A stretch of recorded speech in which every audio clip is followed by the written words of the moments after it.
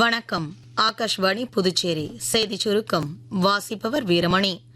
மேற்காசியாவில் பதற்றமான சூழல் இருந்த போதிலும் மக்கள் பயன்பாட்டிற்கான சமையல் எரிவாயு சிலிண்டர் விநியோகம் சீராக நடைபெற்று வருவதாக மத்திய அரசு தெரிவித்துள்ளது.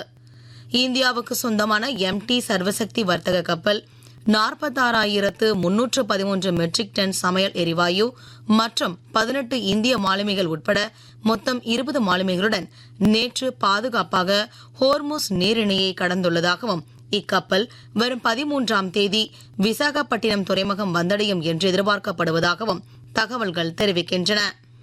மேற்குவங்க மாநிலம் தெற்கு 24 ஃபர்கானாஸ் மாவட்டத்தில் உள்ள ஃபால்டா சட்டமன்ற தொகுதியில் நடைபெற்ற ஒட்டுமொத்த வாக்குப்பதிவையும் ரத்து செய்யும் முடிவை தேர்தல் ஆணையம் எடுத்துள்ளது.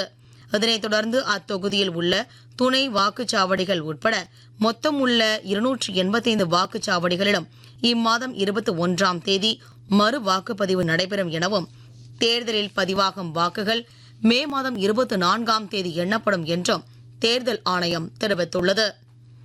MBBS, BDS உள்ளிட்ட இளங்கலை மருத்துவ படிப்புக்கான நீட் நுழைவுத் தேர்வு இன்று நாடு முழுவதும் பிற்பகல் 2 மணி முதல் மாலை 5 மணி வரை நடைபெறுகிறது.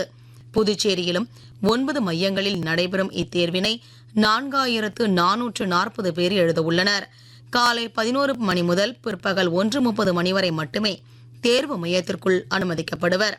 அதன் பிறகு அனுமதி வழங்கப்பட மாட்டாது என தேசிய தேர்வு முகமை தெரிவித்துள்ளது.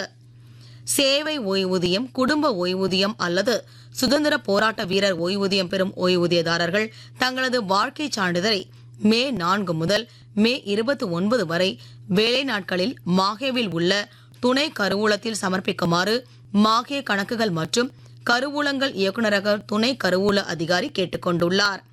கேரளம், தமிழ்நாடு, புதுச்சேரி, காரைக்கால் ஆகிய தென் மாநிலங்களின் ஒரு சில பகுதிகளில் இன்று கனமழை பெய்ய வாய்ப்புள்ளதாக இந்திய வானிலை ஆய்வு மையம் தெரிவித்துள்ளது.